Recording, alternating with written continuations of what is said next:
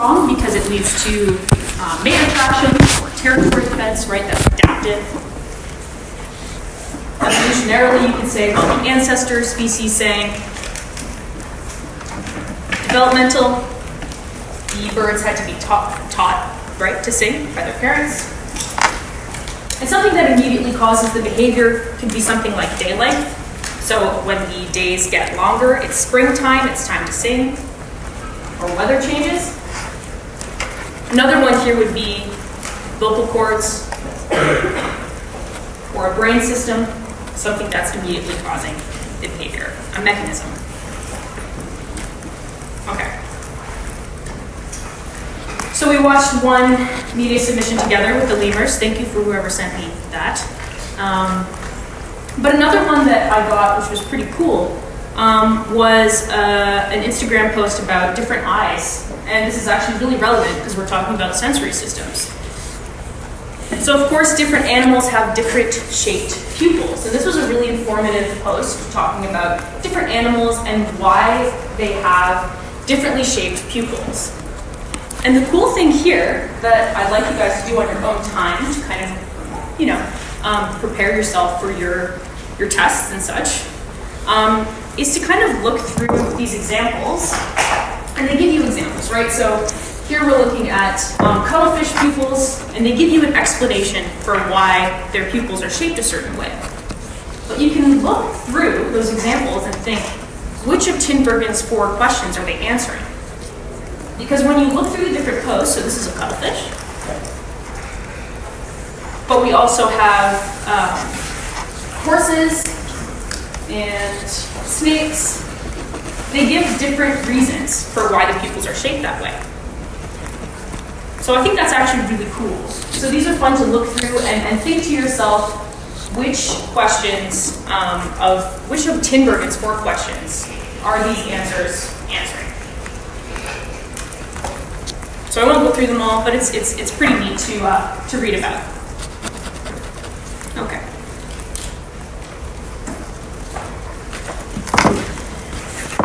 So first we're going to start out with how the textbook starts out talking about sensory systems, and they talk about this famous paper, What is it like to be a bat? And it's a philosophical paper that was intended to counter a reductionist viewpoint about consciousness, but now it's been used quite often to describe the experience of animals, the subjective experience of animals, and how it's kind of inaccessible to us as humans, right? And there's this quote here, I'm restricted to the resources of my own mind. Okay, does anyone have any idea what that means in this context? Any thoughts?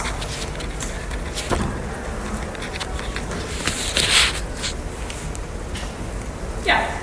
Like, you can think or even understand or comprehend what, like, another species or another organ thinking about because we have never thought that way or had any think that way. Right. I don't have W-shaped pupils, for example. Right? We are restricted to the resources of our own minds. Pretty good quote. So let's watch a little bit of a video about this. Found this video pretty good, talking about an animal's Umwelt. So that's an important term that we'll talk about in a bit. Has its own sensory world, its own thin slice of the fullness of reality that it can detect. Evolution has shaped the senses of animals according to their needs, but no animal can sense everything. No animal is perfect at everything. There is so much information out there that to be able to detect it all would be an overwhelming experience and also unnecessary. There's also a cost to the senses. Senses don't come for free. To build a sense organ and to maintain all the neurons that feed into that sense organ takes up a lot of energy, which is why their senses are so refined and so constrained by their evolutionary needs.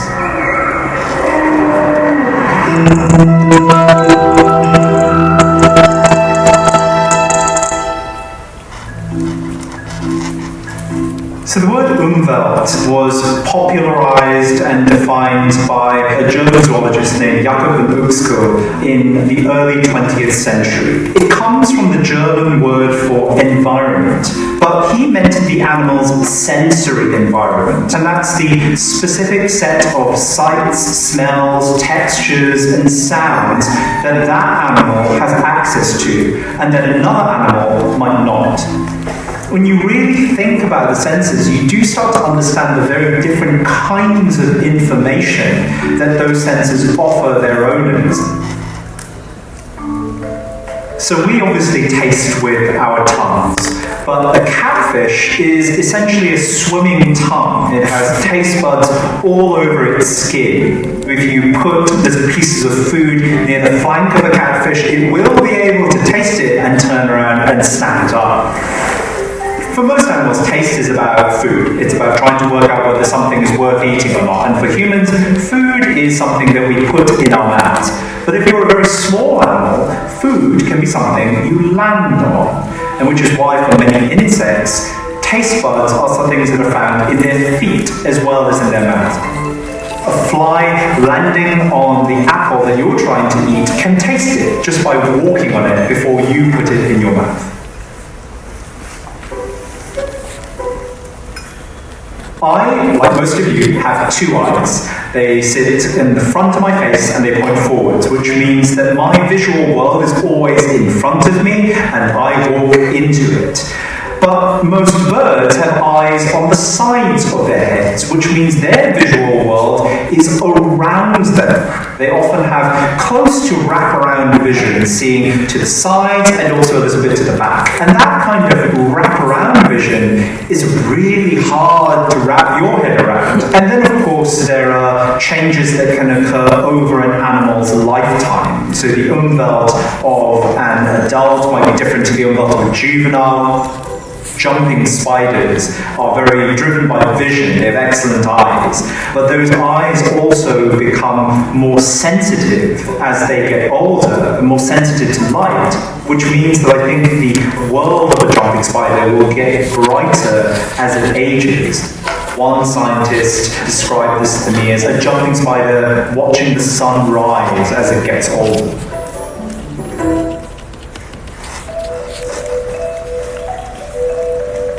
So a sea otter has very sensitive paws. They don't look very sensitive, they look like these weird sort of cauliflowery mittens.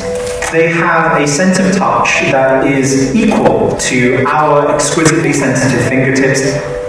One of the key differences is that they are also extremely skilled at using that sense of touch. They're very fast about making touch-based decisions. A sea otter will dive down into the ocean and very quickly root around with its paws. It will grab that sea urchin, yoink that clam, and then rise to the surface before eating its food.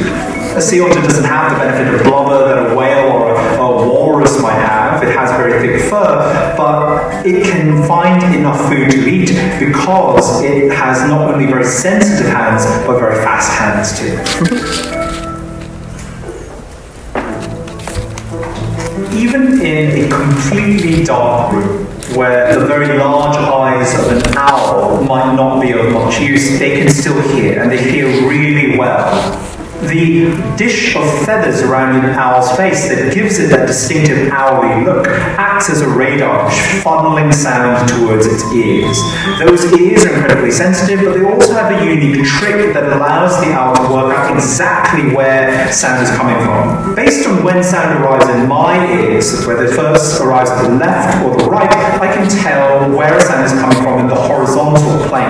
I can't do that trick in the vertical very well because my ears are level with each other, so sound arises both of them from above or below at the same time. An owl solves this problem because its ears are offset, so they're asymmetrical. So one ear is slightly higher than the other, and when sound arrives at that ear first, the owl knows where in the vertical plane its target is, and that's why an owl in the dark can land exactly on a mouse. It's why owls in the wild can bust through snow to pick up scurrying rodents that they couldn't even see. one of the primary uses of scent in the animal kingdom is for navigation, for finding your way around a landscape. You know, my dog Typo absolutely can do this. He knows where we are by cross-referencing his memories of the smells of the neighborhood against what he's smelling at any given moment. But there are other animals that use scent for navigation in even more extraordinary ways. A lot of seabirds, the group known as tube noses, use the odourscapes of the ocean to find food. The ocean looks featureless to us, right? We can glide over it and just see this endless expanse of uniform blue. But it's not featureless to an albatross. Underwater features like mountains and valleys leads to concentrations of nutrients, which then concentrate food, plankton, and then krill, the kinds of things that a seabird might eat. And so the ocean has this undulating odorscape, odors that reveal the concentration of possible food, and then areas of no scent that reveal scarcity in the deep. Elephants can do this too. Elephants can navigate over long distances. Obviously, they have that trunk. They are constantly scanning about with this extremely elongated nose. You know, they will react to the imminent arrival of rain. People have suggested that they can find buried sources of water by smelling it. It's quite difficult to understand exactly how elephants smell because they are large, intelligent animals that are difficult to work with. Part of this relies on us using our imagination. It's like watching their incredible behavior, looking at their trunk, and trying to just make educated guesses about what their olfactory world might be like. There's a wonderful quote by Marcel Proust that I think captures what's magical about the Umwelt concept. He said that the only true voyage would be not to visit strange lands, but to possess other eyes, to see the hundreds of universes that each of them sees. That's how I think about the sensory worlds of other animals. I think that when I get to empathize with the smell world of a dog or the touch world of a sea otter, I feel like I'm traveling, like I'm leaving the confines of my own body and my own lived experience and going on this fantastical voyage into the world of another creature.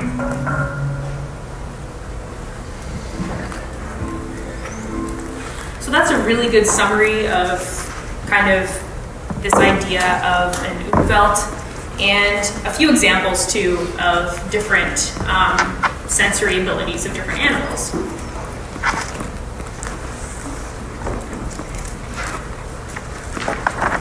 Right, so an Umwelt is the perceptual world in which an organism lives. And this contrasts with another term, the Umgebung, which is the perception of the organism's world from the human perspective.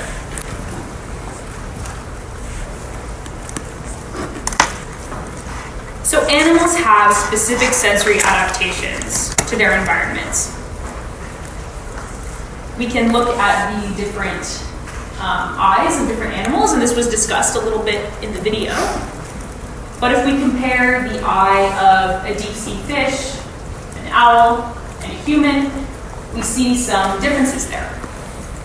And the same thing when we look at an owl and a horse, right? So, like they said in the video, humans only see in front of them, right? But a horse, and a lot of prey animals as well, can see all the way around them. And this makes sense, right? If you're a prey animal, you need to be able to see predators coming. Owls have two different fields, and a lot of birds have different fields of vision as well. So they have monocular and binocular vision, just like we do. But it's slightly different because they have different adaptations. They have different needs from their environment. They've evolved differently, right? They have a different evolutionary past. They have to solve different evolutionary problems.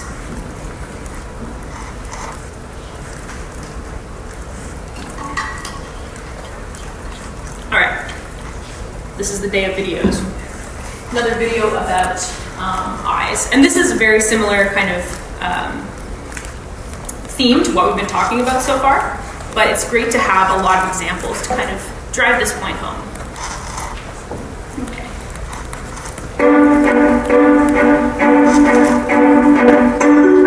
What most people think of when they look at the world, they think other animals probably see the world pretty much the same way. And only with time do we realize that, of course, other animals don't see the same things we see. That takes us to a sort of philosophical question is, what is the animal actually seeing?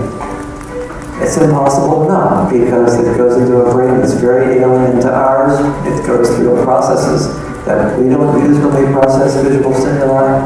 The animal does things with that information that we don't do, so it's really hard to know.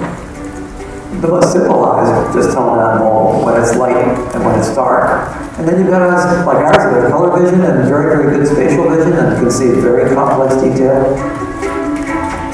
The development of eyes can be categorized into 4 stages, from simple to complex. Stage 1 is the simplest form. Light falling on just a few photoreceptors allows an animal to sense light and dark. At stage 2, organisms can now tell which direction light is coming from. In stage 3, 2 distinct eyes appear. The first is a cupped eye with more photoreceptors. The second is a compound eye that adds more cups. Both types in stage 3 can produce crude images of objects. In stage 4, the most advanced eyes perform complex visual tasks. Lenses, corneas, and irises focus light on photoreceptors, creating sharp, clear vision. This entire evolution, from simple to complex, could theoretically happen in less than 500,000 years. People have asked me if I could be any animal at all, what animal would I like to be in terms of their vision? It would only be right to say this since I work on them so much of my time. I would really like to know how manuscripts see the world. Their perception of the world is so different, both in terms of their sense of color, their sense of parts of the spectrum that we don't see at all, and also the way that their eyes are multiple, so that each eye sees the same thing multiple times from different points of view. I think I'd probably, if I got myself into the mind of a manuscript, I'd have no idea what was going on, and I would never be able to tell myself, oh, this is how they see it. That's the thing that I'm afraid of. But I'd still like to spend at least a few minutes seeing how a manuscript sees the world.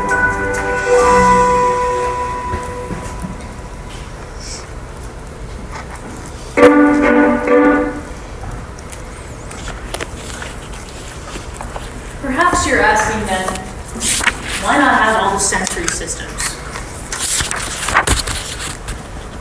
Well, sensory systems are pretty costly, right? A good example of this is that cavefish, there are different species of cavefish, and when a certain species is living near the surface, they have eyes, but no eyes living at a depth where there is little, light.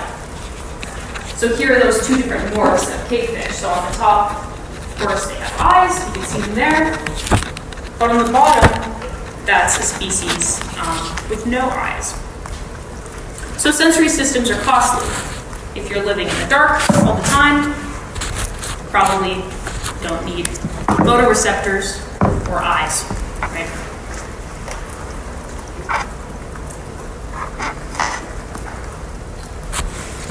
So another important concept is known as the sensory drive hypothesis. And it's basically species separated into different environments may develop sensory adaptations to their environments that then result in speciation. So basically, what we're saying here is think about those cavefish, right? They're in different environments, they have the same evolutionary history, but now one's in the depths, or not in the depths, just in caves with no light. And the other one's near the surface with light. Maybe eventually that results in a type of speciation, right? Because they need to develop sensory adaptations for those different environments. But of course, those sensory system changes must be heritable for evolution to act on them, right? And a cool example of this work is is explained in your textbook, but basically they had guppies in this kind of arena. So you see those like striped bars, those are moving. And guppies have this behavior where when they see the movement, they'll swim with it. So this is nice because you can change the color of those bars and see how sensitive their color vision is. And you can breed different guppies for those changes. So some guppies are more sensitive. This is before speciation happens to certain colors. And you can take those guppies that are good at seeing that and breed them. And what you find is that guppies bred for color vision do show those generational differences. So this is some evidence of the sensory drive hypothesis.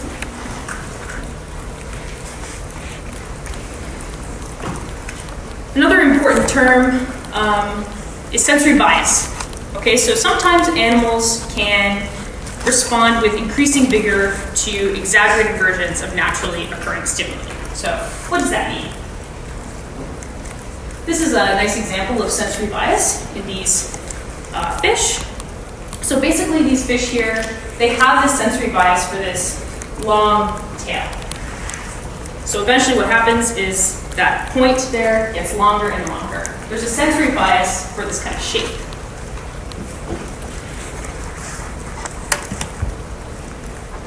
Right, so these are, and they're called, they're swordfish. Or platyfish. So swordfish, as in the sword at the back, not like a swordfish. So platyfish females prefer males with long tails, even though platyfish do not have long tails. So right, there's the swordfish and the platyfish. The platyfish don't necessarily have those long tails, but you can add them on, and they still have this sensory bias. So what you're seeing in D is the tails that they've added to the backs of the fish. So that's a sensory bias for this long tail.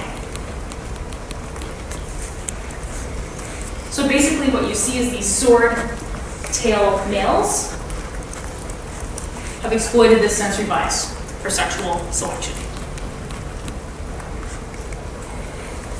Okay, another concept, the supernormal stimulus, is an exaggerated response to exaggerated stimuli. So here we have this bird being exposed to different kinds of sizes of eggs. So basically, in general, there might be some natural variation in the size of eggs, right, when they lay their eggs. And these birds will try to pick the eggs that are the largest to take care of, because those will be, you know, the chicks that will be stronger, better off, right? Perhaps that's the thought. But you can even expose these birds to a gigantic egg that they would never actually lay, and they'll still spend all of their time incubating this egg. So that's what's known as a supernormal stimulus. So it's an exaggerated response to exaggerated stimuli. You wouldn't actually see this size egg in nature, but they still spend most of their time incubating this size of egg.